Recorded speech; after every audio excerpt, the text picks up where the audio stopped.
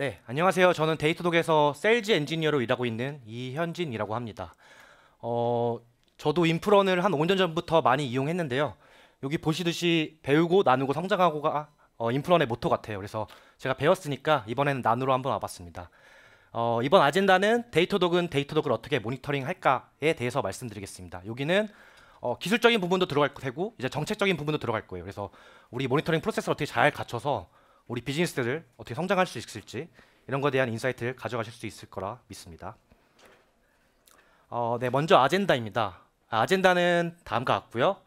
이제 다 데이터독 혹시 아시나요? 네. 그러면은 데이터독 소개 그래도 짧게 3분 정도 소개할 거고 그 다음에 데이터독은 데이터를 어떻게 모니터링 할까? 여기는 제가 만든 프로세스가 들어가고 그 와중에 저희 사례를 중간중간 넣어놨습니다. 그래서 여러분들이 이게 답은 아닐 수 있지만 여기서 인사이트를 얻어가실 수 있을 겁니다. 그 다음 마지막으로는 데이터독을 활용해서 트러블 슈팅을 어떻게 할 수 있을지 30분 정도 발표를 할 거고요. 그리고 Q&A 시간을 20분 정도 가질 텐데 이 20분은 10분 10분 나눠가지고 각 세션에 맞춰서 Q&A 시간을 갖도록 하겠습니다. 먼저 데이터독 소개입니다. 예, 본사는 미국 뉴욕에 있고요. 저희 설립 연도는 2010년입니다. 현재 직원 수는 약 5,000명이 넘고 그 중에 개발자나 엔지니어 분들은 한 3,000명 정도 있습니다. 고객 수는 글로벌하게 28,000여 개의 고객분들이 계시고요. 국내에서도 지금 아마 다른 쪽에서 발표하고 계시는 그런 회사의 분들도 데이터독을 사용하고 계십니다. 제품으로는 여러분들이 아시듯이 인프라, CPU라든지 메모리 그런 매트릭 가져오는 거죠. 그리고 분산 트레이싱에서 미드웨어에 대한 API 통신, 그 다음 다양한 시스템 로그든 M로그든 프론트 로그든 그런 걸 가져오는 것들, 그 다음에 유저 익스피리언스, 브라우저든 아니면 안드로이드, iOS든 저희 SDK가 심어져 가지고 유저의 전원을 파악하고 장애를 체크할 수도 있고 혹은 BI로도 만들 수도 있습니다. 그리고 네트워크는 서버 내에 그 네트워크 카드에 대한 매트릭뿐만 아니라 장비에 대한 매트릭도 가져오게 됩니다. 그리고 보안 모니터링까지 커버하면서 현재는 IT 전반의 가버넌스를 체크할 수 있는 올인원 플랫폼이라고 보시면 되고요. 특징은 SaaS 기반의 모니터링 플랫폼입니다. 그래서 내부에 뭔가 저희 플랫폼이 들어가 설치해가지고 데이터를 만약에 문제가 생겼을 때 또 누굴 부른다든지 내가 트러블 슈팅 할 필요 없이 데이터만 그냥 쏴주시면 됩니다. 이 말인 즉슨 로그가 로그 매니지먼트 프로그램도 쓰시더라도 저희는 그런 샤딩이라든지 필요 없이 적절한 스피드를 제공하면서 검색을 할 수 있다는 게 장점이 되겠습니다. 또한 이렇게 다양한 모든 로그와 매트릭들을 가져오기 때문에 이 매트릭들을 분석해서 장애를 선제적 대응할 수 있게 알림을 드린다든지 혹은 장애 레포트를 써드립니다. 만약에 주소에 대한 검색 API를 배포했는데 문제가 생겼다? 그럼 그거에 대한 레포트를 작성하기 진짜 힘드실 겁니다. 왜냐하면은 백엔드 개발자한테 연락을 하고 플랫폼 엔지니어 연락을 하고 프론트한테 연락해서 로그 다 뒤지면서 우리 임팩트를 몇 명에서 얼마 받았는지 이런 것들이 되게 힘들고 제 생각에 한 달 정도도 걸릴 것 같아요. 하지만 저희 플랫폼을 쓰신다면은 그 모든 것이 AI 분석을 토대로 이 장애로 인해서 몇 명 영향받았고 얼마나 영향받았는지 이런 걸 체크할 수 있습니다. 네.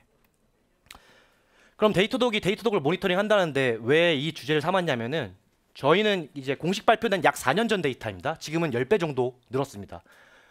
쿠버네티스 클러스터는 수십 개 쓰고 있으며 현재는 100개 이상의 클러스터가 운영 중이고요. 수천 개의 노드는 이제 만여 개 이상의 노드가 운영 중입니다. 또한 저희는 실시간 데이터가 되게 중요하기 때문에 카프카 클러스터를 수십 개, 혹은 100여 개 이상 쓰고 있고요. 당연히 수백 개 노드도 천여 개 이상의 노드가 되겠죠. 왜 카프카 이렇게 많이 쓰고 있냐 하면은 저희는 데이터 포인트가 하루에 수조 개 정도 쌓이게 됩니다. 그러니까 이 데이터 포인트를 쌓기 위해서 실시간적인 분석을 하기 위해서 카프카 클러스터를 많이 이용하고 있고요. 그 내부에는 또 NoSQL 같은 그런 카우치 베이스의 그런 데이터베이스도 쓰고 있습니다. 그리고 개발팀은 저희는 마이크로 서비스 아키텍처 지향이기 때문에 예를 들어 하나의 장애가 나더라도 다른 쪽 서비스에 영향이 없도록 그렇기 때문에 잘게 쪼개진 100여 개 이상의 서비스 개발팀이 존재합니다. 네, 그럼 이제 본격적으로 데이터독을 어떻게 모니터링 하는지에 대해서 말씀드리겠습니다. 먼저 여러분도 되게 아시는 그런 내용들일 거예요. 하지만 이거 우리가 알고 있는 내용도 도식화해서 보는 거랑 이해하는 건 다르잖아요. 그래서 제가 그 내용을 도식화했고요. 처음에 현황 및 흐름 분석을 하셔야겠죠. 이거는 정책적으로 하셔야 되는 겁니다. ISMS 심사라든지 이런 부분 할 때도 필요한 부분이라 우리가 몇 대의 노드를 쓰고 있고 어떤 DB를 쓰고 있는지 혹은 데이터가 어떤 식으로 흘러가는지 네트워크 흐름도 이런 걸 무조건 파악하셔야겠죠. 그 다음에 거기서 모니터링 대상을 선별하셔야겠죠. 이게 프로덕트 환경인지 스테이징 환경인지 혹은 스테이징 개발 환경인지. 하지만 개발 환경도 우리가 신규로 출시하는 프로덕트는 빨리빨리 애자일하게 돼야 하기 때문에 그런 부분을 어디서 선별해야 될지 이런 부분이 필요하게 되겠고요. 그리고 매트릭 및 로그 수집입니다. 제 생각에 이 두 단계에서 우리가 어떤 모니터링 플랫폼을 선정해야 될지도 나올 수 있는 그런 부분인데요. 예를 들어 우리가 되게 실시간적인 서비스를 만들기 위해서는 뭐 고 최신 버전 고랭을 쓰신다고 할게요. 그런 경우에는 뭐 이 플랫폼이 우리가 선정할 플랫폼 혹은 우리가 구축할 업저빌리티 플랫폼이 고의 최신 버전의 분산 트래싱을 지원하는지 이런 부분을 꼭 확인하셔야 됩니다. 그래서 지금 말씀드리는 내용은 개발자 이상에 넘어가실 이제 가버넌스를 만드실 때 꼭 숙지해야 될 내용이죠. 그리고 로그 수집도 우리가 인포송 로그를 남길지 뭐 원인까지 가져갈지 제가 볼 때는 신규 개발은 당연히 인포송도 가져가야 될 것 같기도 보입니다. 그래서 이런 로그 수집을 하고 그 다음 단계에 뭘까요? 당연히 대시보드를 만들어야겠죠. 네, 대시보드를 구성하고 그 다음에 모니터 알림 제일 중요한 정보부터 모니터를 알림을 하는 거죠. 그리고 노이즈 최대한 제거하기 위해서 여러 알림을 서로 조합해 가지고 예를 들어 뭐 디플로이먼트 쿠버네티스 디플로이먼트가 됐는데 예를 들어 우리가 디자인 값은 10개로 예상했습니다. 하지만 현재 러닝되는 건 8개. 근데 서비스에 장애는 없어요. 이러면 우리가 노티를 받아야 될까요? 아니죠. 그건 워닝으로만 받으면 됩니다. 그래서 적절한 모니터 알림 체계를 만드셔야 되고요. 그 다음 최적화입니다. 최적화 같은 경우에는 장애가 난 것만 디버깅해서 트러블 슈팅하는 게 아니라 가령 뭐 RDS 세션이 늘어나가지고 뭐 장애가 났다. 이러면 그 늘어난 항목부터 제대로 트러블 슈팅하고 당연히 그런 부분 들어가야 되고요. 그 다음 코드 레벨에서도 블루 그린 배플 했을 때 우리가 새로운 그린 배플 했을 때 콜스트리 정보를 본 다음에 내가 만든 코드가 과연 CPU를 얼마나 잡아먹고 있는지 메모리를 얼마나 잡아먹고 있는지 되게 중요하게 됩니다. 특히나 이제 엔터프라이즈성 기업은 수백 개의 노드가 떼오기 때문에 내가 만든 코드 하나하나가 CPU를 얼마나 잡아먹는에 따라서 클라우드 병인가 혹은 레이턴시 그런 거에 따라서 우리 비즈니스 임팩트가 많이 되게 됐죠. 그리고 이제 혹시 플랫폼 엔지니어 분도 계신가요 여기서? 있다고 하면 제가 하나 드리겠습니다. 네, 플랫폼 엔지니어 같은 경우에는 이제 클라우드 많이 쓰시잖아요. 더 이상 이제 장애가 아니라 현재 우리가 클라우드 인프라를 잘 쓰고 있는지 이런 부분 확인해가지고 내 KPI로 만들 수도 있을 것 같습니다. 특히나 이제 컨테이너 환경으로 오다 보면은 개발자분들이 이제 장애 없이 하려고 리퀘스트라든지 리밋 CPU라든지 메모리를 많이 상향시켜서 쓰는 경우가 많이 있는데요. 이럴 때 우리가 중앙에 센트럴 저희 플랫폼 엔지니어 팀이 그 대시보드를 보고 이제 개발자분들한테 지금 만든 컨테이너의 리퀘스트 리밋이 너무 많습니다. 뭐 한 달 동안 CPU가 튄 거는 뭐 5%밖에 안 되는데 왜 이런 식으로 쓰고 있냐? 혹은 CPU 그 EC2의 뭐 AWS의 타입도 있잖아요. VM 타입도 컴퓨팅 자원을 많이 쓰는 타입인지 메모리 자원인지 이런 부분도 확인한 다음에 이제 개발자한테 노티를 줄 수 있겠죠. 그래서 이렇게 다양한 걸 제가 도식화했고요. 그리고 당연히 이거는 애자일하게 이제 돌아가야 됩니다. 네. 저희도 이 알림 모니터 알림도 제가 뒷단에서 저희는 어떻게 알림을 주고 있는지 말씀드릴 건데요. 한 번에 만들어지지 않습니다. 한 번에 만들어지지 않고 계속 복귀하면서 런북을 만들고 이제 알림을 더 고도화시키게 되겠죠. 그럼 모니터링 체계 구축 과정에서 현황 및 흐름 분석입니다. 당연히 우리가 어떤 클라우드를 쓰고 있는지 어떤 어카운트가 있는지 당연히 아셔야 되고요. IDC 쓰고 있는지 알아야 되죠. 되게 기본적인 내용이죠. 그 다음 서비스별 아키텍처 무조건 당연히 만드셔야죠. 저도 약 10년 전에 클라우드 접했을 때 아키텍처를 이제 AWS 아이콘 받고 그 일일이 하나하나 수정하고 뭐 개발자분이 뭐 변경됐다면 그걸 수정하는데 너무 힘들었는데 일단 저희 같은 경우에는 클라우드 클래프트라는 서비스를 이용해서 데이터독에서는 이제 실시간적으로 갱신하면서 우리 아키텍처를 보고 있습니다. 그래서 예를 들어 뭐 클라우드 프론트부터 네트워크 현황이 어떻게 되는지 혹은 뭐 EC2를 클릭하면은 EC2에 대한 메타 정보라든지 데이터가 어떻게 있는지 이런 부분을 다 체크하고 있습니다. 그래서 이렇게 현황 분석을 하고 있고요. 여기 비용이라든지 그리고 저희는 다양한 태그를 쓰거든요. 그래서 이 EC2가 어떤 서브넷에 있는지 어떤 리전에 있는지 이런 부분을 확인하고 있고요. 이게 보시듯이 각 리소스별로 보실 수 있고 리전별로도 보실 수 있습니다. 네. 그리고 컴퓨팅 리소스 같은 경우에는 뭐 VM 그리고 그 밑에 있는 컨테이너 혹은 이제 RDS라든지 뭐 람다 아니면 클라우드 프론트 같은 파스 제품 뭐 다이나모DB도 있겠네요. 그리고 사스 같은 제품들도 있겠죠. 이거에 대한 리소스를 다 가져와야 되고요. 다 봐야 되고요. 우리가 뭘 쓰고 있는지. 그 다음 네트워크도 뭐 VPC가 어떻게 구성됐는지, 라우팅 테이블은 제대로 있는지, 혹은 프라이빗 서브넷에 제대로 들어가 있는지, 서브넷은 있는지, 뭐 이런 부분을 확인해야 됩니다. 여기서 더 나아가서 보안도 와프의 룰셋이라든지 시큐리티 그룹은 어떻게 돼 있는지 이런 부분을 이제 현황을 다 체크해야겠죠. 최신화해서 체크해야죠. 그 다음에 유저도 유저의 얼마나 유저가 있는지, 어떻게 롤이 부여되는지, 그룹핑은 잘 돼 있는지, 혹은 키 관리는 잘 돼 있는지 뭐 액세스 키 같은 게 현재 뭐 몇 개월 동안 안 쓰고 있는데 쓰고 있는지 뭐 이런 부분에 대해서 관리해야 되고, 그리고 제가 볼 때 핵심은 이제 태그 정보입니다. 마이크로 서비스 아키텍처를 지향하다 보면은 우리가 어떤 정보를 선별할 때 너무 힘듭니다. 너무 다양한 수백 개의 컨테이너가 떠 있고 파드가 떠 있는데 그 중에 어떤 서비스가 어떻게 되는지 이렇게 구축하기 힘든데, 그 부분을 AWS라든지 CSP면은 태그 정보를 꼭 기입하셔야 되고요. 이 부분도 저희 데이터독에서는 표준화된 4가지 태그를 쓰는데 그 태그도 뒤에서 말씀드리겠습니다. 또한 컨테이너 쿠버네티스 환경을 오면은 어노테이션이라든지 레이블에 뭐 팀 정보라든지 최대한 많은 정보를 넣어서 이제 이 부분을 모니터링 해야 될지 선별하고, 그리고 모니터링 완료된 상태에서도 그룹핑해서 제대로 우리 서비스 하나하나 체크하면서 볼 수 있는 거죠. 그래서 태그 정보를 통해 모니터링 대상을 이제 선별하셔야죠. 왜냐하면은 예를 들어 우리 자원을 확보를 제대로 못한 상태면은 우리 환경에 맞춰서 정책이 있을 겁니다. 그래서 대부 환경까지는 우리가 모니터링을 하지 않는다, 혹은 스테이징까지도 한다, 뭐 이런 식의 정책을 짜야 되는데 그게 다 태그 기반으로 쉽게 할 수 있습니다. 이건 데이터독을 넘어서는 얘기입니다. 그리고 서비스도 이 서비스는 어떤 뭐 예를 들어 인증이겠네요. 인증을 하고 있고 지금 현재 버전은 1.0.0이다. 그 팀은 어디서 맡고 있다. 저희도 이 4개의 태그는 꼭 필수적으로 들어가는 태그 요소입니다. 이 부분은 VM에서 당연히 넣고요. 그 다음에 컨테이너 그 쿠버네티스의 레이블이라든지 어노테이션으로 꼭 넣고 있습니다. 네. 그리고 모니터링 체계 구축 과정에 이제 매트릭 수집이죠. 매트릭 수집 하나하나 볼게요. 런타임 매트릭 당연히 수집해야 되죠. 뭐 JVM, 뭐 GC라든지 혹은 흰 메모리, 노드 흰 메모리 등 이런 부분에서 저희 가져와야 되고, 그다음 미드레어 넘어가면은 톰캣에 뭐 스레드 풀이 얼마 지금 되고 있는지, 혹은 카프카에서 쟤는 레그라든지 이런 매트릭도 당연히 가져와야 되죠. 그리고 당연히 서버의 매트릭, 컨테이너 매트릭 이런 부분도 가져와야 되죠. CPU, 메모리, 네트워크, 디스크 I/O 이런 부분, 그리고 디스크 사용률이라든지. 그다음 이 부분도 제 생각엔 좀 이제 마이크로 서비스 아키텍처로 갈 때는 필수 같은데요. 네트워크 리소스입니다. 옛날에 모놀로틱 아키텍처 같은 경우에는 한 서버에서 동작했잖아요. 그런 통신들이. 이제는 수많은 컨테이너끼리 연관관계가 있고, 혹은 외부 API도 많이 쓰실 거예요. 하다못해 뭐 구글 애널리스트라든지 이런 부분도 쓰실 테고, 결제도 쓰실 테고, 그런 부분에서 타임아웃이 떴는데 이게 우리 코드랩의 타임아웃인지, 혹은 뒷단에 우리가 쓰는 외부 API에서 주는 타임아웃인지, 아니면은 네트워크의 TCP 레이어가 끊겨가지고 나는 타임아웃인지, 이런 부분을 확인해야 되기 때문에 네트워크 리소스에 매트릭 가져오셔야 되고요. 그 다음에 컨테이너 자원을 쓰신다면은 뭐 도커 컴포즈라든지 쿠버네티스를 쓰실 텐데요. 여기서도 쿠버네티스에서 제공하는 매트릭 가져와야겠죠. 우리가 노드에 스케줄링을 했는데 펜딩이 돼 있다. 그럼 펜딩이 돼 있으면 왜 펜딩이 돼 있는지, 이제 뭐 아마존이라든지 아니면 애저에서 저희 그 노드의 리밋 같은 것도 있잖아요. 그런 부분도 확인하면서 그런 걸 매핑해서 가져와야 되겠죠. 그리고 DB에서는 뭐 관계형 DB에서의 뭐 세션 수라든지 뭐 다양한 정보들, 그다음 노에스QL 매트릭, 그리고 더 나아가서 우리 쿼리에 대한 퍼포먼스 스키마, 뭐 그 얼마나 플랜 쿼리가 나오는지 이런 성능 정보를 가져와야 되고요. 그다음 파스, 사스에 대한 리소스죠. 이거는 CSP에 할당돼 있기 때문에 저희 에이전트가 여기 들어갈 수가 없겠죠. 저 서버 내에서. 그렇기 때문에 저희는 애저라든지 AWS, GCP 저희는 쓰고 있고, 그거에 대한 크롤링을 계속 하고 있습니다.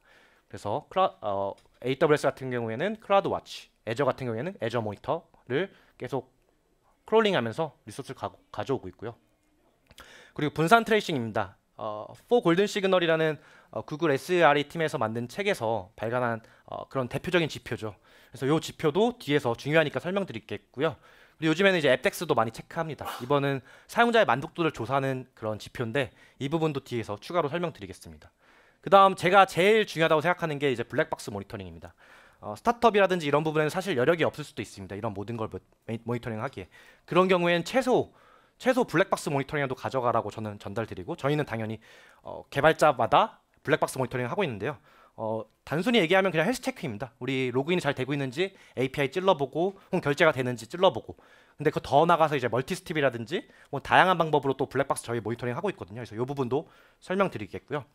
더 나가서 클라이언트 리소스 모니터링도 필요하죠. 여기서 보시면은 이제 웹에는 저희 SDK가 들어가고, 안드로이드 들어가고, iOS 들어가서 현재 브라우저에서 우리 프론트의 성능이라든지, 혹은 클라이언트 안에서 바로 다른 쪽 외부 API 호출했을 때 그거에 대한 성능이라든지, 혹은 안드로이드가 크러쉬가 났는데 이 안드로이드 크러쉬가 어떤 유저 저널 타고 들어와서 히스토리를 보고 어디서 크러쉬가 났는지 이런 부분을 파악해야 되죠. 그래서 이런 부분이 있고요.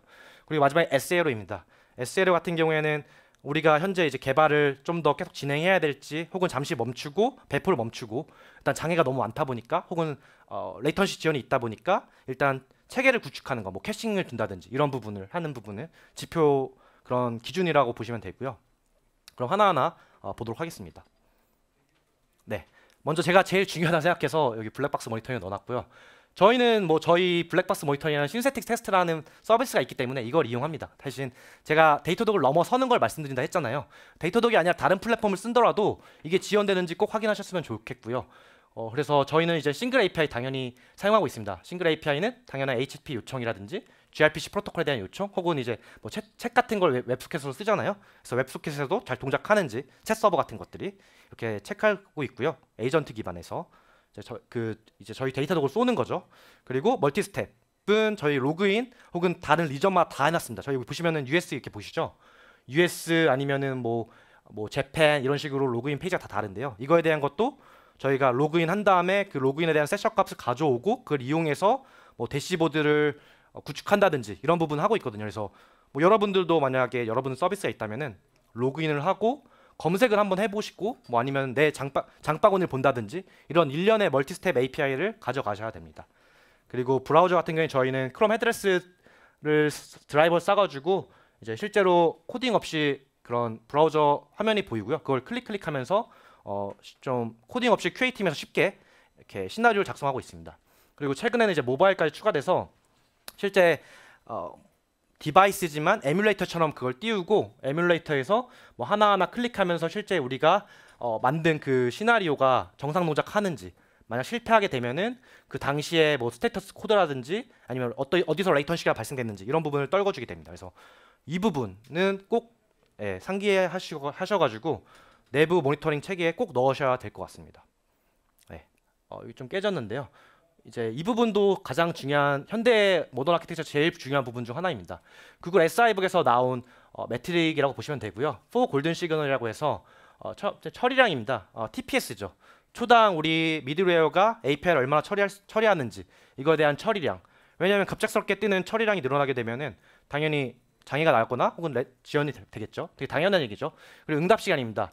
각각의 트랜잭션에서 응답 시간을 보셔야죠. 예를 들어 뭐 우리가 인증을 갖다가 예를 들어 어떤 이런 것도 있겠죠. 우리가 인증을 관리하는 팀은 따로 있는데 우리 서비스는 인증을 갔다 온 다음에 체크하는 그런 서비스겠죠. 그럼 개별적인 응답 시간을 작정해가지고 우리 API 장애가 우리 다른 팀에서 만들고 있는 인증에서 장애인지 뭐 이런 부분 체크해야 되고 여기 퍼센타일이라는 게 이렇게 보시면 될 것 같아요. 그래서 P95 같은 경우에는 정말 느렸던 5%의 응답은 배제하는 겁니다. 그래서 정말 느렸던 5%의 응답은 배제하고 이제 그 95% 이내에 대해서 응답 시간만 저희가 체크하는 거죠. 저희는 보니까 99%부터 50%까지 다양하게 쓰고 있습니다.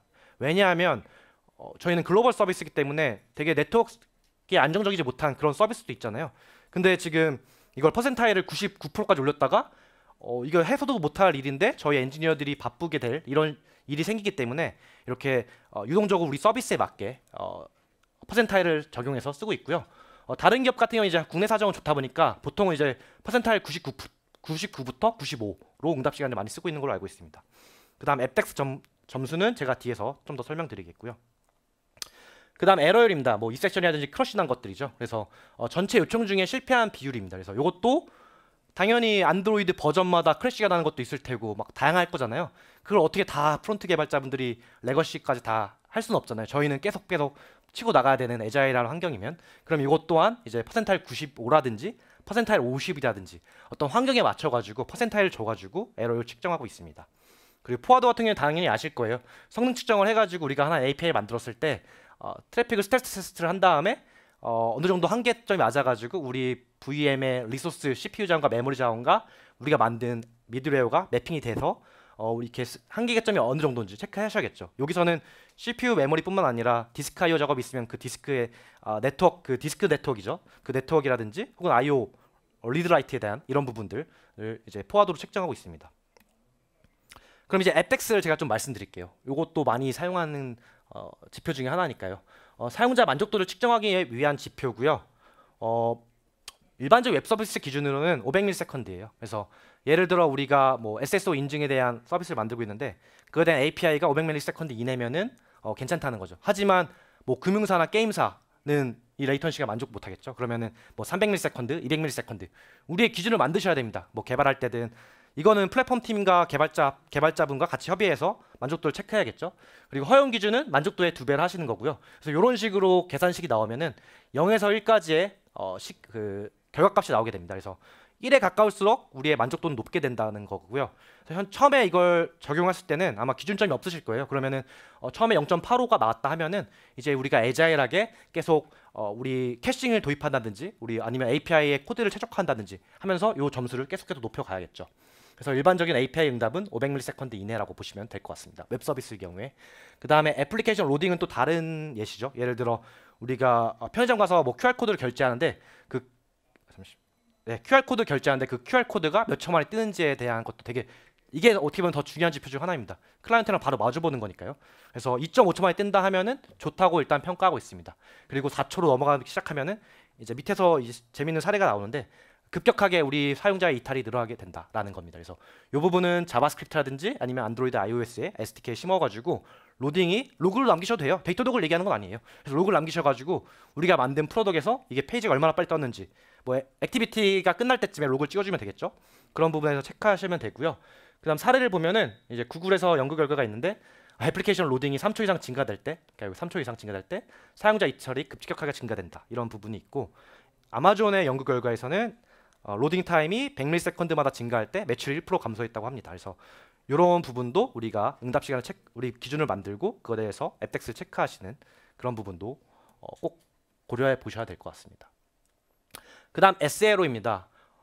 혹시 내부 서비스 중에 우리 SLA 사용자와 계약하고 그렇게 배포하는 분들이 계신가요?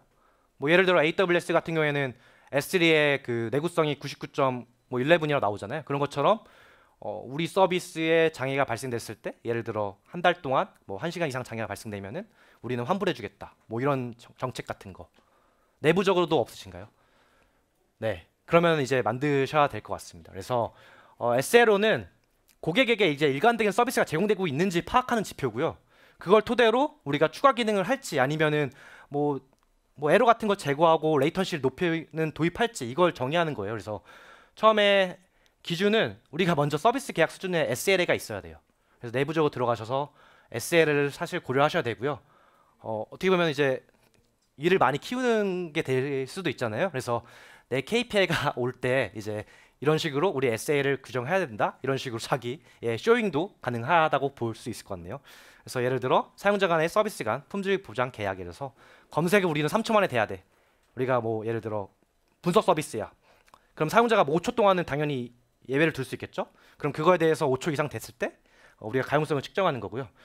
서비스 수준 지표는 그러니까 제가 말씀드렸던 거는 이제 그 기준을 더 정하는 거죠. 그래서 우리가 SL을 뭐 할 건데 우리는 에러율 혹은 우리는 응답 시간 이런 식으로 정리하는 게 서비스 수준 지표입니다. 가령 이거는 개발자한테만 국한되는 게 아니라 예를 들어 우리가 카프카를 쓰고 있는데 내가 카프카 엔지니어인데 우리 카프카의 노드가 망가졌거나 혹은 뭐 레그가 너무 쌓여요. 그러면은 내 고객은 개발자예요. 왜냐하면 나는 제공하는 어떻게 보면 클라우드 파스 입장이죠. 그런 경우에도 나도 만들 수 있죠. 우리 클러스터를 잘 관리하고 있는지 내가 그런 부분에 고려하실 수 있고요. 플랫폼 엔지니어라도. 그리고 서비스 수준 목표는 이 모든 걸 평가해서 예를 들어 간단히 뭐 500ms 이내로 우리가 SLI 정해놨다고 할게요. 그럼 이제 100번의 그 모니터링이 되겠죠. 100번 동안 체크하겠죠. 그 중에 뭐 99회는 정상이었어요. 그럼 1회가 실패됐겠죠. 그럼 SLA는 이제 SLO는 99%가 되게 됩니다. 여기 보시듯이 이제 85%, 81% 혹은 53% 이런 부분이 이제 우리 SLO에 대한 값들이에요. 100분율로 나오는 값들. 그래서 일반적으로 당연히 신규 서비스면 99.9%가 못 나오죠. 왜냐하면 계속 배포해야 되고 계속 치고 나가야 되잖아요. 그런 경우에는 SL의 값을 SL 우리 목표 값을 좀 낮추시고 먼저 빨리 개발할지 최적화할지 이렇게 정하시는 겁니다. 네. 그리고 대시보드 구성입니다. 대시보드 구성 같은 경우에는 저희 같은 경우에는 대시보드가 약 2만 개 정도 있습니다. 물론 다 보진 않을 거예요. 왜 그러냐면 저희는 팀별로 당연히 대시보드가 있고요. 그리고 개발자 개인이 오너십을 가져가고 있습니다. 더 이상 개발자는 배포하고 끝이 아니라 개발하고 그거에 대한 API 내가 만든 걸 책임지고 있습니다. 그래서 저희는 2만 개 정도의 대시보드 쓰고 있고 여기 보시면은 저희도 다 표준화되진 않았어요.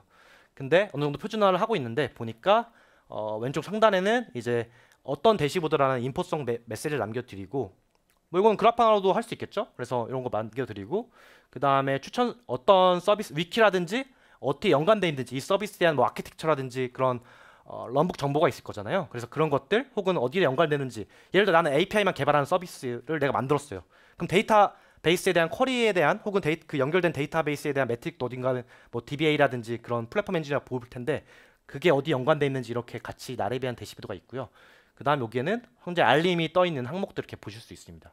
그리고 밑에는 말씀드렸듯이 4 골든 시그널이 있죠. 그래서 리퀘스트가 튀는지 안 튀는지라든지 혹은 에러율이 얼마 나오는지 레이턴시도 퍼센타일 99, 뭐 95 이런 식으로 체크하고 있고 네 이렇게 보실 수 있습니다.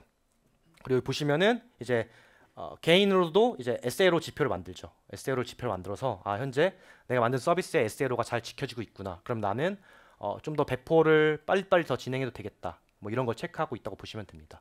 그리고 말씀드렸듯이 저희는 카프카를 되게 많이 쓰고 있다고 말씀드렸죠. 그래서 여기 보시듯이 카프카에 대한 업스트리밍, 다운스트리밍을 체크한 다음에 뭐 레그 값이 나온다든지 이런 부분을 다 체크하고 있고 사실 카프카 쪽에서도 SLO가 다 있습니다. 우리 카프카 팀에서 우리 개발자한테 잘못된 카프카에 대한 노드 뭐 실패라든지 이런 게 일어나서 서비스를 잘 제공하고 있었는지 못했는지를 체크하기 위해서 네, 그렇게 만들고 있고요. 그 다음에 모니터링 체계 구축 과정 중에 저희가 쓰는 알림 정의입니다. 이게 답은 아닙니다. 답은 아닌데 저는 이렇게 쓰고 있다 말씀드리는 거고요. 이제 알림이 오겠죠. 알림이 오면은 뭐 예를 들어 로그도 인포송 로그, 워닝 로그, 에러 로그 이렇게 있잖아요. 저희 프라이어리티 알림도 뭐 인포 로우, 미디엄, 하이, 크리티컬 있어요. 그러면은 여기 보시듯이 크리티컬, 하이, 미디엄 이렇게 있고 크리티컬과 하이는 플랫폼 엔지니어 팀이 봤습니다.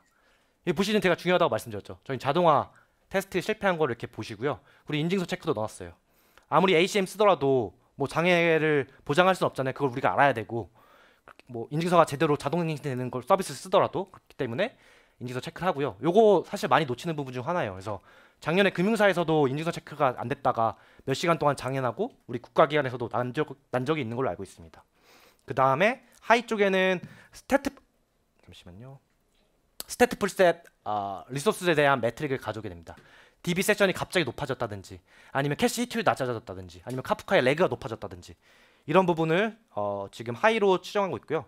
여기 보시면 게이트웨이도 뭐 ELB라든지 엔진X라든지 뭐 여러 가지 쓰시잖아요. 그 인그레스 컨트롤러 같은 부분. 그래서 그거에 대한 매트릭도 수집하고 이제 쿠버네티스에 대한 특이사항 아까도 말씀드렸듯이 우리가 노드 스케줄링 했는데 펜딩 되고 있는지 혹은 파드에 문제가 있는지 뭐 이런 부분들 뭐 컨테이너 스타트가 계속 일어난다든지 그 다음에 여기서도 SALO가 나옵니다. 그래서 이거는 서비스 관점이 아니라 내가 개발자한테 서비스하는 느낌으로 우리 카프카가 잘 돌아가고 있는지 이런 부분 하고요. 그래서 여기까지가 왜 하이일까요?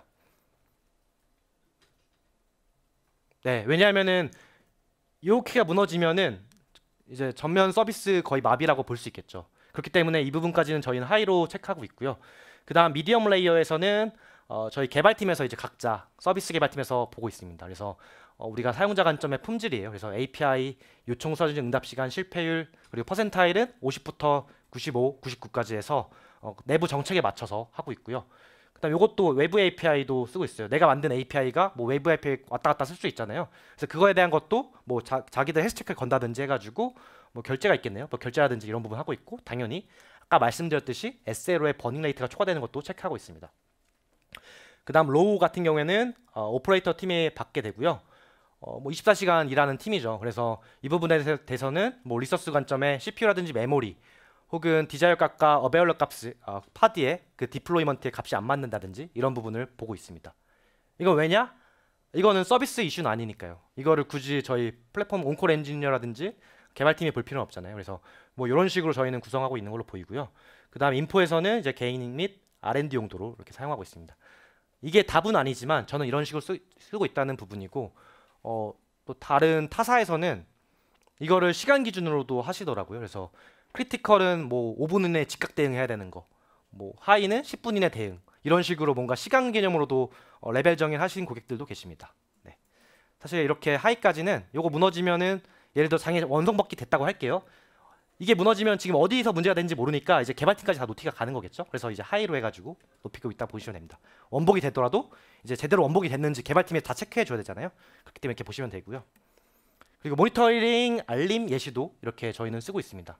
다만 이게 다 이런 식으로 구성하진 않았고요. 위에 보시듯이 꼭 오퍼레이터 팀 혹은 내 다른 동료가 봐야 될 그런 알림 같은 경우에는 이런 식으로 최대한 맞춰서 쓰고 있는 걸로 알고 있습니다. 물론 처음부터 다 완성되진 않고요. 저희도 애자일하게 하나씩 늘리면서 구성하는 걸로 알고 있습니다. 그래서 이거 같은 경우에는 파드의 CPU가 이제 특정 CPU가 뭐 이렇게 분산되지 않고 뭐 70% 이상 틀 때, 85% 이상 틀 때를 뭐 워닝, 에러로 이렇게 규명하고 있다고 보시면 되고요. 그래서 알림에 대한 설명 이렇게 있죠. 그 다음에 럼북 링크 이거에 대한 대응을 어떻게 해야 될지 이게 한 번에는 안 나올 거예요. 그래서 이 장애가 몇 번 있었겠죠. 그렇기 때문에 플랫폼 엔지니어랑 개발자가 협의해가지고 그 럼북을 만드시고 럼북 링크 이렇게 넣는 거죠. 그리고 이 문제는 업무 시간까지 이런 것도 중요하죠. 왜냐하면 이런 거 하나하나 가버넌스 측면에서 우리 엔지니어의 피로도를 높이면 안 되기 때문에 이런 식으로 저희는 1차 노티와 어떤 액션 데드라인을 정해 놓습니다. 하지만 이제 85% 이상이면은 좀 위험성이 있는 거죠. 그럼 이제 아삽으로 빨리 조사하고 하고 레플리카 수를 이제 2배로 늘리라고 합니다. 이제 심지어 급하니까 저희는 뭐 이렇게까지 남기더라고요. 아예 명령어를 빨리 이렇게 도입하라고 데이터독 센터가 컨피그 수정한 다음에 업데이트하고 큐블렛으로 빨리빨리 대응하라. 그 다음에 누구한테 당연히 보고해야죠. 그래서 보고에 대한 내용도 이렇게 쓰고요. 그 다음에 리커버리 됐을 때 그래서 저희는 모니터 알림이 조건이 가능하거든요. 그래서 워닝이라든지 어떤 조건별로 해가지고 이렇게 하고 있습니다. 이것도 사실 답은 아니겠지만 여러분들이 미래 혹은 현재부터 시작해가지고 알림 체계를 계속 구축해 나가셨으면 좋을 것 같습니다. 네, 그 다음 체계화 구축 과정입니다. 최적화는 아까 말씀드렸듯이 뭐 장애에 대한 복귀가 아니라 결국에는 그걸 넘어서가지고 뭐 예를 들어 콜트리 정보, 블루그린 배포했을 때 저희 프로세스 콜트리 다 가져오는 거거든요. 그래서 뭐 펑션 레벨, 스레드 레벨, 뭐 클래스 레벨 다 가져와서 실제로 이거 보시면 버전 뭐 A라고 할게요. 버전 A, 버전 B, 버전 B로 이제 그린 배포가 됐겠죠. 그 당시에 내가 만든 이 콜레이트라는 API를 만들었는데 CPU 사용률이 늘었다 줄었다라든지 이런 부분을 체크해서 하고 있습니다. 당연히 스타트업에서는 중요하지 않을 텐데 이제 좀 더 규모가 커지고 하다 보면은 이런 인사이트도 가져가셔서 어떻게 줄일 수 있을지 아셔야 될 것 같아요. 당연히 메모리도 나오고 이제 월타임 실제로 레이턴시 펑션별 레이턴시도 나오거든요. 그래서 이런 부분 숙지하시면 될 것 같고요. 이제 플랫폼 엔지니어 같은 경우 부분은 여기 보시듯이 실제 우리 클라우드는 어떻게 쓰고 있는지 뭐 노드가 몇 개가 있는지 컨테이너가 몇 개가 있는지라든지 여기 잘 안 보이실 텐데 요게 이제 CPU 자원들이에요. 예를 들어 컨테이너가 쓰고 있는 CPU의 최대 메모리입니다. 그래서 CSP에서는 1분 간격으로 이제 매트릭을 주잖아요. 근데 그게 사실은 좀 부족하죠. 왜냐하면 초 단위로 스파크 튀는 거는 못 잡잖아요. 왜냐하면 에버리지 맹글시켜 버리니까. 근데 우리 에이전트 레벨에서는 초 단위로 그 CPU가 튀는 걸 잡을 수 있기 때문에 여기서 뭐 한 달 동안 CPU 사용률이 뭐 4% 이내다, 3% 이내다 컨테이너. 근데 리퀘스트를 뭐 CPU 4코, 8코까지 걸어놨어요 개발자분이. 그럼 이제 플랫폼 팀에서 이 부분에 대해서 체크해달라 이렇게 노티를 주시는 거죠. 그래서 이렇게 한번 리캡을 해드리면은 네.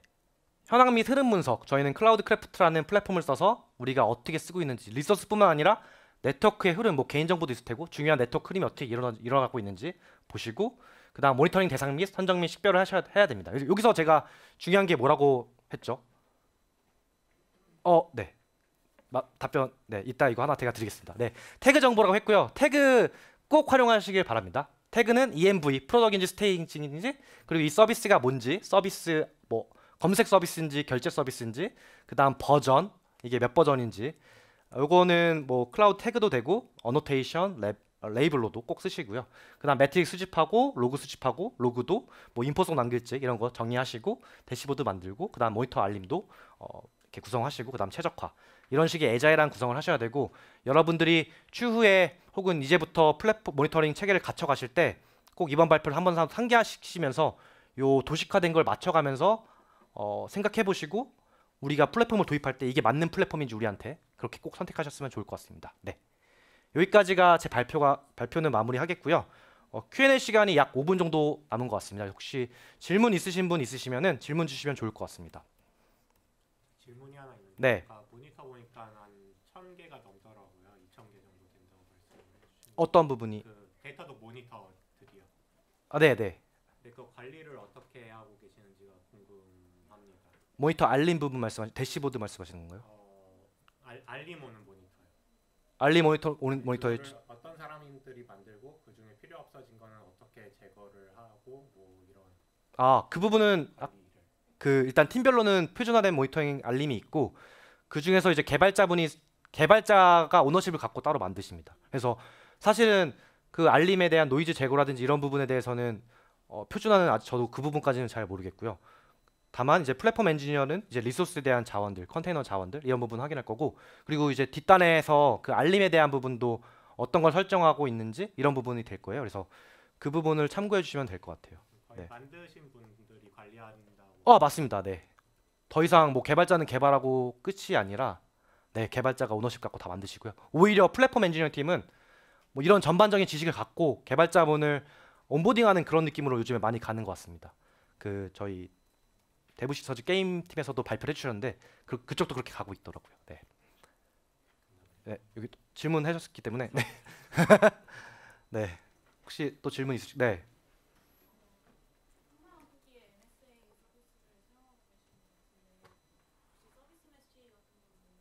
저희도 서비스 메시 쓰고 있습니다. 엠보이를 쓰고 있는 거 알고 있고요. 좀 확인을 좀 더 해야 될 것 같아요. 저도. 네. 네.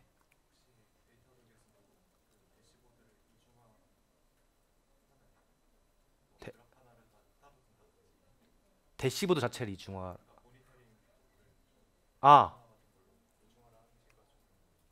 저희는 그 세 개 멀티 클라우드를 쓰고 있고 그거에 대한 리전까지 리전도 여러 가지 두고 있습니다. 그래서 뭐 대시보드 이중화라고 하시면 뭐 프론트를 이중화냐고 이렇게 이해해도 될지 모르겠는데 이건 제가 잠깐 첨언 네. 드리면 데이터독에서는 이제 데이터독 리전별로도 페이로볼을 좀 가지고 있어요. 그래서 A 리전이 죽었을 때는 B 리전 통해서 데이터 수집하도록 좀 되어 있다고 보시면 좋을 것 같습니다. 네, 당연히 이제 사스 기반이기 때문에 뭐 예를 들어 프로메테우스 같은 거 죽고 나면은 데이터 다 날아가잖아요. 네, 당연히 그런 거는 존재하지 않습니다. 데이터 계산 가능합니다. 네네. 네네네네.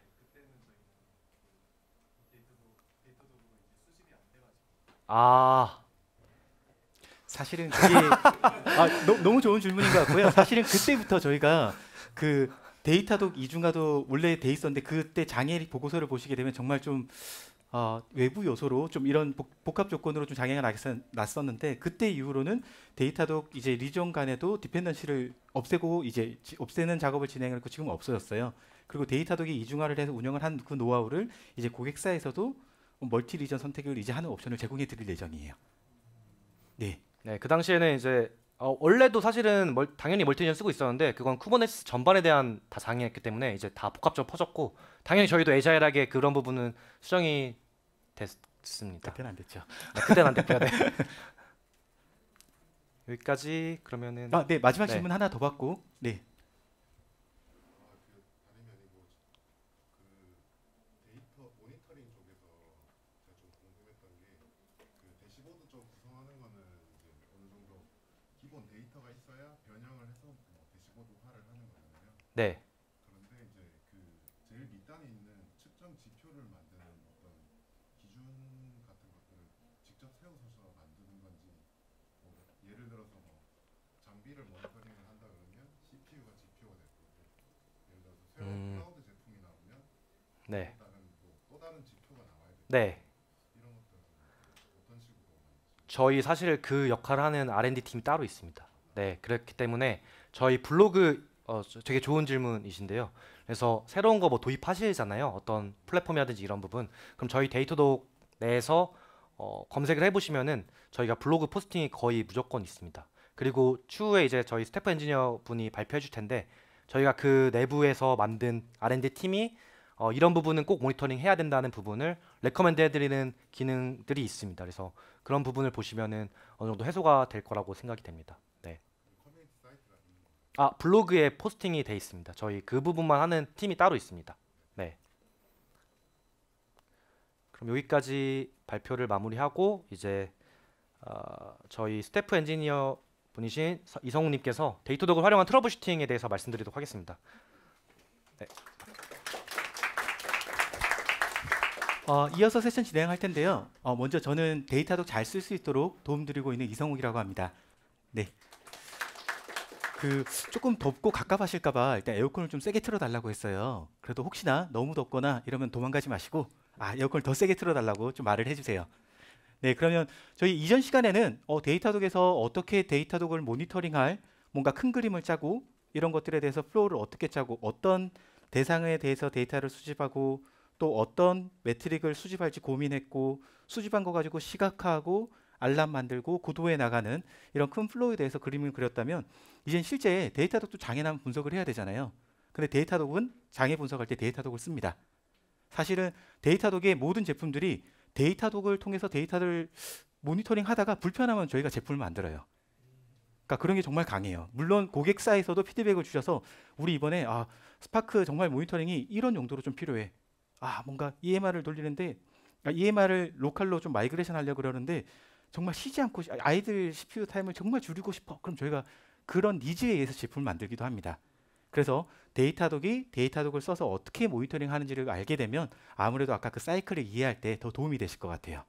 근데 아무래도 저희 이야기만 하는 건 재미가 없으니까 실제 여러분 상황이라고 생각을 하고 여기서 개발자분들도 계실 거고 프론트 엔지니어, 뭐 백엔드 뭐 다양하게 계실 텐데 여러분들이 장애가 났다고 생각하고 같이 좀 들어봐 주시고 같이 트러블 슈팅하면서 뭐 이 부분은 좀 부족한 것 같아요. 이런 피드백도 편하게 주시면 좋을 것 같습니다. 그래서 한번 로그인이 안 된다고 CS 콜이 왔거나 알람 받았다고 생각해 볼게요. 그럼 저희 할 일 많아요. 알람 받으면 뭐가 문제지? 일단 난 해봤더니 되는데 어떤 사람은 안 되는데 복잡해집니다. 그럼 일단은 다 깨워야 돼요. 여기저기 연락하겠죠. 로그인 안 된다는데요. 누가 배포했나요? 로그인 안 된다는데요. 서버 다운됐나요? 난 뭔데 전화하고 있지? 심란해져요. 그래서 일단은 로그인 안 된다라는 가정하에 그럼 주로 좀 생각을 해보면 저희가 형태는 뭐 팬시할 수 있고 좀 구식일 수 있겠지만 장애를 탐지하는 전화를 받거나 안 그러면 뭐 했는데 안 됐거나 탐지하는 과정이 있을 거고요. 하고 나면 전화를 돌린다거나 안 그러면 내부적으로 뭐 지라 안 그러면 뭐 슬랙 뭐 등등 다양한 방법으로 이 상황을 전파할 거예요. 일단은 관련 분들 다 껴야 되잖아요. 뭔가 같이 해결을 해야 되니까. 그러고 알고 봤더니 새로운 버전이 나왔어요. 누군가 새로운 버전을 뭘로 배포했어요. 걔인가 보다. 일단 롤백 하자. 난 모르겠다. 롤백 한 다음에 일단은 문제가 딱 롤백 했더니 해결이 됐어요. 뭔가 다시 로그인 된대. 그럼 그러고 나면 그 다음부터는 그래도 지금 이 버전에서 새로운 것들을 많이 출시하려고 했는데 뭐가 문제였어? 루트 코즈를 알아야지 다시 배포하지. 그러니까 상황 분석을 할 거예요. 근데 이제 분석을 한 사이클 딱 끝내고 나면 아무래도 여러분들한테도 다 노하우가 쌓일 거예요. 이런 경우가 생겼을 때 아까 예를 들어서 우리 포화도가 이 정도 사람이 몰리면 우리 죽어. 안 그럼 밤에 알고 봤더니 쿠론잡 도는 게 있는데 그때 로그인하는 사람들은 다 문제가 생겨. 뭐 등등 다양한 노하우들이 생기게 되고 그런 것들에 대해서는 결과적으로는 자동화를 해야 됩니다. 언제나 전화 받고 있을 수는 없잖아요. 그리고 어떨 때는 연락이 딱 왔는데 팀원들 그날은 회식하는 날이었어가지고 다 자고 있는데 답답합니다. 그래서 자동화하는 과정, 이 과정을 거쳐야 될 거예요. 그러니까 실제 이 과정에서는 데이터독을 만약에 쓰게 된다면 아니면 데이터독이 데이터독을 써서 어떻게 모니터링 하는지 한번 좀 살펴볼 수 있도록 하겠습니다. 먼저 데이터독 이제 저희 인프라 운영을 할 때 에이전트가 다 설치가 돼 있어요. 에이전트가 설치가 돼 있으니까 이제 쉽게 데이터를 수집할 준비는 됐습니다. 근데 쉽게 수집한다고 끝이 아니라 이거 가지고 알람 만들어야 돼요. 가만히 있다고 해서 누가 특이사항이 있을 때 알려주지 않을 거잖아요. 그래서 데이터독에서는 실질적으로 데이터독 에이전트 설치하고 나면 시스템 매트릭들이라든지 안 그러면 뭐 카프카 연동하고 나면 카프카 매트릭이라든지 안 그러면 뭐 아까 현진님이 말씀해 주셨던 골든 시그널이라든지 등등 다양한 정보들에 대해서 데이터독이 미리 알람 프리셋을 준비를 해놓고 있어요. 그래서 나 이번에 애저 새로 가는데 애저에서 우리 이번에 뭔가 ELB 같은 뭐 안 그러면 뭔가 우리 이번에 람다로 새로 가는데 어떤 모니터 설정해야 돼? 이런 것들에 대해서 데이터독이 일단 기본 프리셋을 만들어 드릴 거예요. 그래서 클릭한 다음에 나는 슬랙으로 받을래, 팀주로 받을래 설정만 하시면 끝납니다. 그러니까 이런 것들 외에도 데이터독의 서비스를 연동을 했다. 그러면 적어도 아까 구글 SRE가 적어도 괜히 빈말한 거 아닐 거거든요. 골든 시그널은 받아야 된다. RED라고도 하죠. 뭐 레이턴시가 듀레이션이 늘어졌다거나 에러가 많이 발생했다거나 리퀘스트가 뭔가 트렌드가 이상하다거나 이럴 땐 알람 받아야 됩니다. 그래서 데이터독에서는 APM 연동하고 나면 기본 골든 시그널과 새로 에러가 발생했을 때 혹은 평상시 안 보이던 패턴에 대해서는 알람을 받을 수 있는 버튼을 미리 제공해 드려요. 그래서 우리 특이사항들은 알람을 받으세요 라고 설정이 되어 있습니다. 그래서 조금 더 구체적으로 나아가면 예를 들면 나는 지난 이틀 동안 내가 관리하는 자바 어플리케이션에서 안 보이던 에러 스택이 발생하면 알람 울려줘. 이렇게 해서 알람 받기도 할 거고요. 아니면 사람이다 보니까 하나하나 다 설정할 수가 없어요. 그리고 모든 알람들은 제일 어려운 게 이제 뭐 하나 기능 출시하고 나면 없던 에러가 발생할 텐데 그거에 대해서 제가 어떻게 알람 미리 만들어 놓겠어요. 그래서 데이터독에서는 데이터를 데이터독으로 14일 이상 보내거나 이러면 기본적으로 평상시에 안 보이던 패턴이 보였을 때 알려드립니다. 그래서 이건 다른 설정을 아무 설정을 하지 않더라도 지금 봤더니 프로모 코드 밸리데이터가 새로 버전 배포하고 났더니 에러랑 레이턴시가 이 API에 대해서 급증을 했어요. 이것 때문에 다른 3개의 마이크로 서비스가 영향을 받았고요. 프론트에서는 2개의 패스가 영향을 받았고 이것 때문에 약 372명이 정확하게 372명이 이슈를 겪고 있어요. 라는 인사이트를 드리고 이거를 뽑은 이유를 가르쳐 드려요. 지금 이때 이슈가 있는데 문제가 되는 버전이 이 버전이야. 이거 롤백하기를 권장드려요. 대신에 데이터독이 찾은 백데이터들, 각 서비스 영향받은 서비스 상태, 샘플 요청 상태, 그리고 이 트래픽은 이렇게 흘러가요. 이런 것들 인사이트를 들여서 백데이터 확인한 다음에 바로 롤백하자. 일단 롤백하고 보자. 라는 판단을 바로 할 수 있도록 도움을 드립니다. 근데 이런 것들을 잘 하려면 아까 현진님께서 말씀해 주신 대로 버전 태그 같은 게 있어야지 전후를 비교를 하겠죠. 그래서 태그 작업들을 잘 해주셔야지만 이런 것들이 자동으로 잘 될 거고요. 그리고 이거 외에도 여기 계신 분들은 아무래도 새로 생기는 에러에 더 예민할 거예요. 안 보이던 에러가 갑자기 나타났어요. 그러면 슬랙을 드리겠죠. 그리고 메시지도 보자마자 내가 이거 어떤 이슈인지를 파악할 수 있는 메시지를 드려야 됩니다. 그래서 알람에 대해서 장애에 대해서 일단 연락을 받았어요. 일단 장애 탐지를 했습니다. 봤더니 안 보이던 에러가 이렇게 발생을 했고 이거에 대해서 관련된 태그 정보는 이러하며 이런 럼북이 있습니다. 어떻게 할까요? 봤더니 이 에러 얼마 전에 내가 썼던 내가 뭔가 했던 것과 연관이 있는 것 같아요. 이거 뭔가 좀 심각할 것 같아요. 그리고 이 서비스가 지금은 데브라고 돼 있지만 프로덕션이라고 치고 이게 에러 스택이 발생한 저 API가 뭐였는지 확인했더니 결제 관련된 거예요. 그래서 저는 이거 장애 선언을 하려고 좀 마음을 먹었습니다. 그래서 데이터독에서 이런 이슈가 있었을 때 알람을 받으면 장애 선언할지 말지 이런 것들에 대한 버튼도 같이 보내요. 그래서 이거 봤더니 장애 선언해야 되겠다 라고 해서 장애 전파를 장애 툴로 합니다. 이거는 데이터독에서는 인시던트 매니저로 하는데 이거 인시던트 매니저를 쓰는 게 중요한 게 아니라 여러분들 아니면 같이 일하시는 분들이 되게 간과하기 쉬운 것 중에 하나가 장애 관리 툴을 되게 무시하기 쉬워요. 왜냐하면 어떻게 보면 그냥 우리 카톡으로 주고받으면 되지, 전화하면 되지, 그럴 수 있는데 지라나 서비스나우나 데이터독 인시던트 매니저나 다 이런 툴들이 있으면 정말 좋은 것 중에 하나가 자동으로 전파를 해주고 그리고 이 이슈가 발생했을 때 어디서 대화해야 되는지 그리고 지금 이슈 때문에 어떤 작업을 하고 있는지 그리고 현재까지 진행된 과정이나 여파 이걸로 인한 임팩이 어떻게 되는지를 한눈에 볼 수 있어요. 근데 이게 없으면 카톡으로 누군가 받은 다음에 나중에 일어나는 사람이 똑같은 거 분석하고 있어요. 그리고 끝나고 나면 나 이거 찾았어 하고 딱 링크를 줬는데 그 사람이 이거 계정이 없네요? 이거 어떻게 봐야 되는 거죠? 이런 질문만 오갑니다. 그래서 장애를 컨트롤할 수 있는 이런 툴들이 생각보다 많이 중요한데 비용이나 다른 이름으로 좀 안 쓰고 있어요. 그래서 하다못해 제가 밴더 계속 언급해야 되는지 모르겠는데 지라나 이런 데 무료 플랜도 있잖아요. 등등 이런 장애 컨트롤 타워를 꼭 가졌으면 좋겠어요. 그래서 데이터독의 장점 중에 하나는 장애가 났을 때 어디서 대화해야 될지 어디서 화상 세팅하고 있는지 그리고 이거 중간에 임팩은 어떻게 됐는지를 정확하게 보여드리고 그리고 실질적으로 슬랙방에서 나눴던 대화들이나 슬랙방에서 나눴던 그래프들을 자동으로 다 업데이트 해드려요.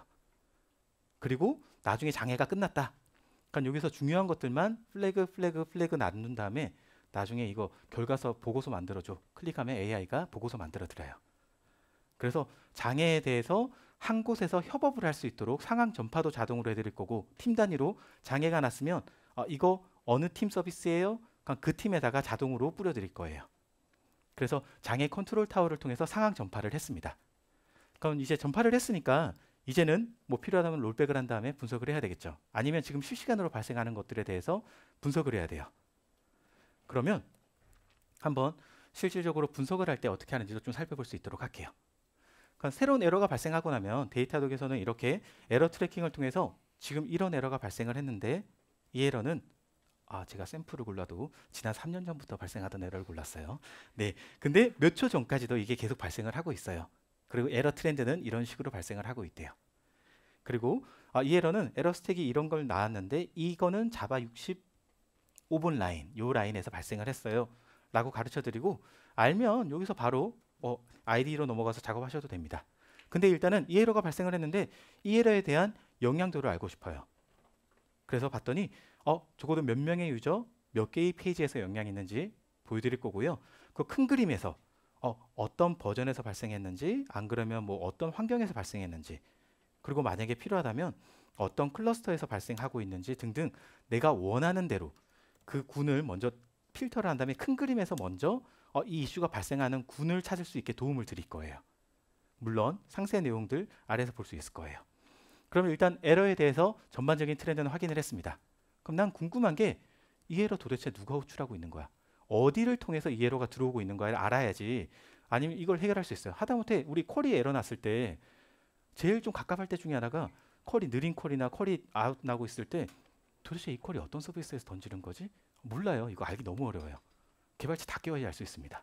네, 그래서 너무 답답한데 데이터독에서는 이런 것들을 우리 어플리케이션의 흐름도를 자동으로 그려드릴 거예요. 그 실제 이 에러는 이런 과정으로 발생하고 있어요. 다행히 저희 데이터독에서는 네이티브 영역도 있고 앱 영역도 있고 웹 영역도 있는데 다행히 에러는 웹에서만 나고 있습니다. 그러면 이런 것들에 대해서 내가 조건을 계속 추가할 수 있어요. 그래서 조건을 열심히 추가해 두면 지금 보는 것처럼 나는 웹에서 내가 관리하고 있는 리코멘데이션 서비스까지 오는 트래픽에 대해서 필터를 했고요. 요 B에서 A로 가는 거에 대해서 필터를 했고 요 중에서 도대체 어떤 API가 데이터독에서는 API를 리소스 네임이라고 부릅니다. 그러니까 어떤 API가 이 에러 만들고 있는 거야? 봤더니 웹에서 이 두 개 페이지에서 이 에러를 계속 발생시키고 있어요. 일단 그래서 에러가 도대체 어디서 발생하는지에 대해서는 직관적인 인사이트를 얻었습니다. 그러면 일단 프론트를 쪼기 전에 일단은 프론트를 쫄지 누굴 쫄지 알기 전에 여기 프론트도 계실 텐데 죄송합니다. 네, 일단 알기 전에 일단 이 에러에 대해서 샘플들을 봐야 되겠어요. 그러니까 샘플들 봤는데 지금 쭉 보고 있는데 에러가 나는 것도 문제인데 다 느려요. 지금 봤더니 전 해결해야 될 게 지금 두 개가 됐습니다. 에러 분석도 해야 되겠고요. 두 번째는 오래 걸리는 건 도대체 왜 오래 걸리는 거야? 이 두 개 다 해결을 해야 될 것 같아요. 그래서 뭐 하나 11초 상당히 마음에 안 드네요. 네, 뭐 13초 더 마음에 안 드네요. 하나 클릭을 해봤어요. 그러면 이 프론트부터 이 프론트에서 백단에 있는 렉이네요. 그 루비로 서비스 던진 다음에 어떤 쿼리를 거쳐서 이렇게 에러가 발생했는지에 대해서 따라가 드릴 텐데 먼저 저는 알고 싶은 것 중에 하나가 실제 이 에러가 발생을 했을 때 도대체 프론트에서 아까 두 개의 URL인데 그 중에서 사용자가 뭘 하면 저 에러가 발생하는지 너무 궁금해요. 난 해보니까 안 되거든요.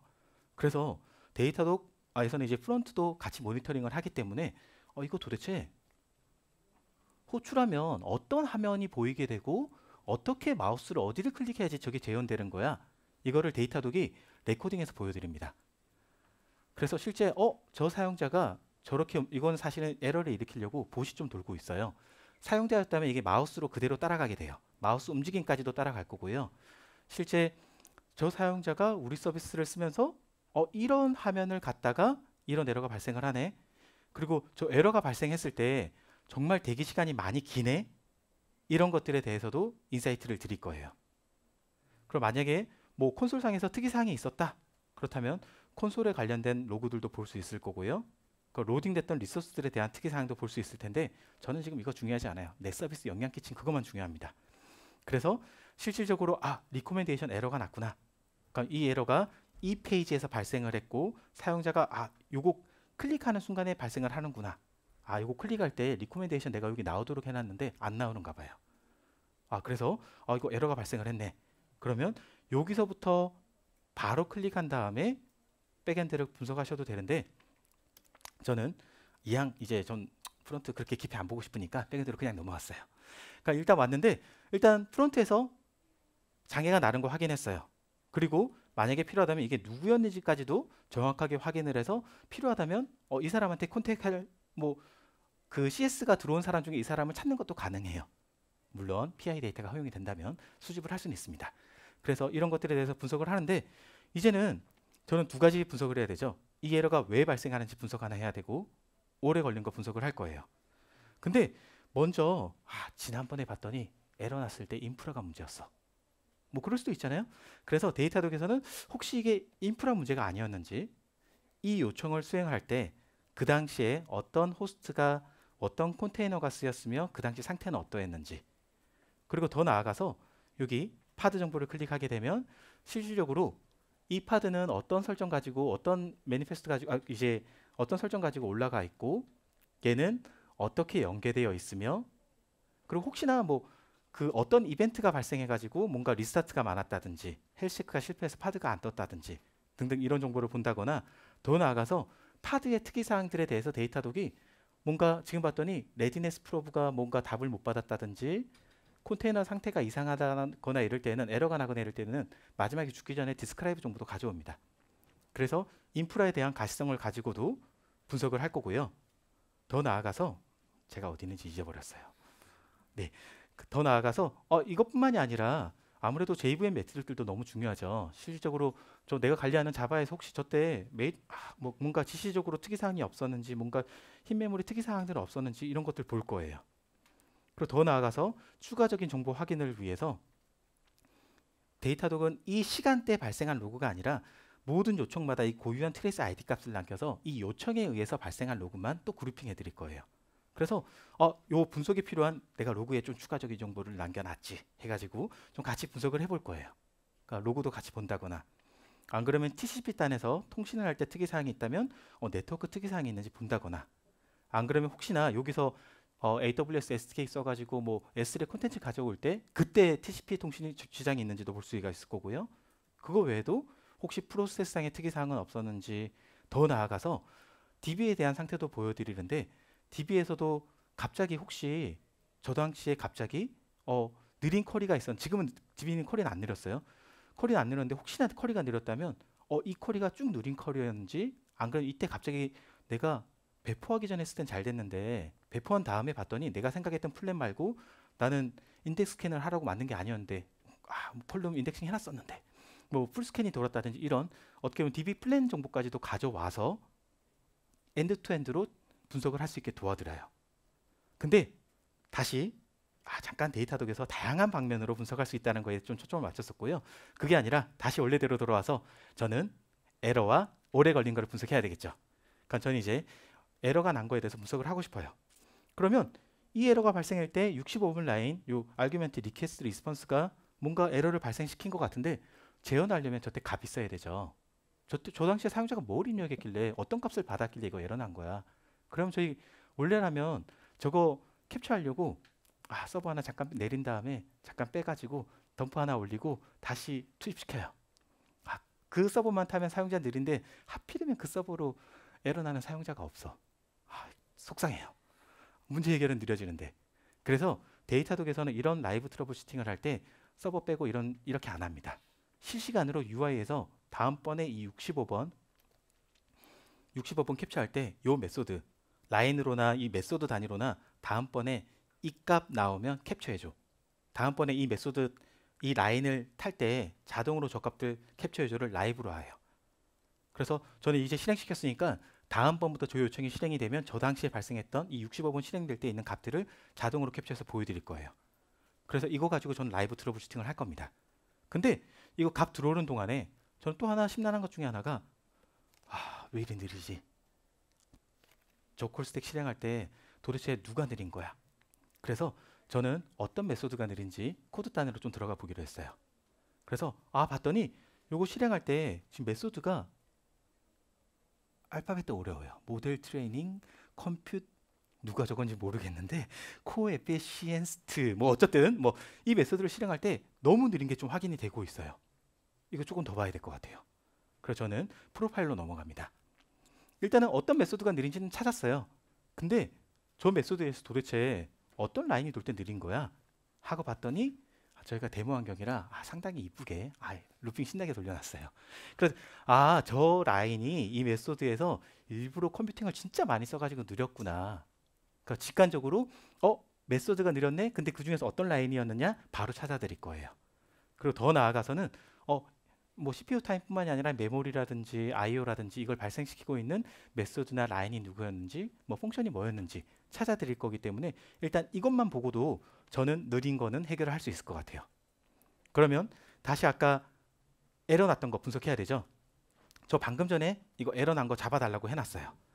그래서 잡아놨던 화면을 미리 좀 가보면 여기 보게 되면 실질적으로 저 다음번에 저 라인이 실행됐을 때 보니까 이런 값들 가지고 실행이 됐어요. 저거 실행될 때 커스터머 DAO 값은 이런 값이 들어왔었고요. 뭐 다른 거 이런 값은 이런 것들을 타고 들어왔어요. 이런 것들에 대해서 데이터독이 아규멘트들이나 그 당시에 있었던 변수들을 캡처해서 보여드려서 재현을 쉽게 하고 분석을 쉽게 할 수 있게 도와드릴 거예요. 특히 이런 게 유용할 게 우리는 엔드 유저로부터 정수만 입력받는 거 기대하고 있었는데 뭐 마이너스 값이 들어온다든지 이러면 실제 사용한 입력한 값을 알아야지 이게 빠르게 분석이 되거든요. 근데 이거를 무중단으로 빠르게 저는 이 트러블슈팅을 할 수 있었습니다. 그러고 나면 이 다음부터는 뭔가 분석이 도움되는 정보가 있다. 그렇다면 UI에서 이런 정보들을 쉽게 추가하는 게 가능해요. 그래서 이항 캡처한 데이터 여기다가도 보여줘. 요 봤더니 필요하다면 여기다가 방금 봤던 뭐 커스터머 DAO 값을 여기 추가한다든지 제가 일부러 좀 블러하게 처리했습니다. 디테일 값들 이렇게 넣는다든지 그 외에 필요한 정보들 요 요청을 수행할 때 캡처하는 정보들 여기 넣을 수 있고요. 더 나아가서 아까 메소드 너무 느린 메소드 있었는데 메소드도 그 콜스택으로 끝나지 말고 너 데이터도가 메소드도 계속 얼마나 걸리는지 트래킹해줘. 그래야지 내가 뭔가 했을 때 라인 코드를 잘못 짜가지고 저 메소드가 느리다면 최적화를 해야 되잖아요. 그래서 메소드 단위로도 실시간으로 UI에서 클릭 한번 하고 나면 얼마나 걸리는지 자동으로 캡처해 드릴 거예요. 그래서 내가 관리하고 있는 클래스에서 어떤 메소드가 느린지 혹은 어떤 라인이 에러 났을 때 그 라인이 가지고 있던 값들은 뭐였는지를 보고 에러도 해결하고 오래 걸린 것도 해결을 할 수 있었습니다. 그럼 실질적으로 에러가 났을 때 큰 그림을 통해서 어떻게 흘러가는지 봤고요. 더 나아가서 연계 분석을 통해서 다양한 정보, 로그 정보, 매트릭 정보, 서버 정보 이런 정보를 통해서 같이 합쳐서도 분석을 했고요. 더 나아가서는 실질적으로 라이브 디버깅을 통해서 그 당시에 어떤 값 가지고 있었는지 그리고 코드상에서는 어떤 코드가 문제여서 CPU를 많이 썼었는지 이런 것들에 대해서 무중단으로 트러블슈팅을 할 수가 있었어요. 그러니까 이게 데이터도 이렇게 하고 있지만 여러분들 환경에 들어가서도 이걸 똑같이 사용하실 수가 있어요. 그래서 쉽게 트러블슈팅을 할 수 있다면 저희 매번 서버 놓고 덤프 뜨고 덤프 분석은 너무 힘들잖아요. 그러니까 그 과정을 좀 줄일 수 있는 도움이 되면 너무 좋을 것 같고요. 그러면 이제 분석은 끝났는데 분석이 끝이 아니잖아요. 이제 앞으로는 다음번에 이 이슈가 있을 때 저는 벌써 노하우가 쌓였어요. 어떤 메소드가 느리면 알람 받아야 돼. 어떤 뭐 에러가 났을 때 우리 아까 DAO 값에 마이너스 값이 들어오면 종수가 아니면 난 알람 받아야 돼 등등 그런 노하우가 쌓였을 거예요. 아니면 배포했었을 때 적어도 사용자 임팩이 우리 서비스 한 실시간 유저가 액티브 유저가 한 500명인데 100명이 넘어갔을 때는 그냥 무조건 롤백해. 뭐 이런 등등 노하우가 쌓여갈 겁니다. 근데 그런 것들을 노하우로만 가지고 있으면 이 관리가 안 돼요. 그래서 우리는 적어도 배포했었을 때 혹은 우리 서비스 평균적으로 적어도 30명 이상 영향이 있으면 안 돼. 혹은 특히 결제하는 API는 100번 결제 시도했을 때 95번, 99번은 해야죠. 99번 이상 성공해야 돼 등등 다양한 것들에 대해서 SLO 지표를 만들어서 추적을 해야 될 거고요. 사실은 이 SLO 만드는 게 위에서 갈구려고 하는 게 아니라 내 서비스의 퀄리티를 알고 이거에 대해서 API별로 분석을 하면서 우리 API가 내가 결제 API 관리하고 있는데 결제 API 관리하고 있는데 이번에 99.9를 지키고 있어요. 그럼 난 이제 기술 개발할 여유가 있는 거예요. 에러 버젯이 있는 거예요.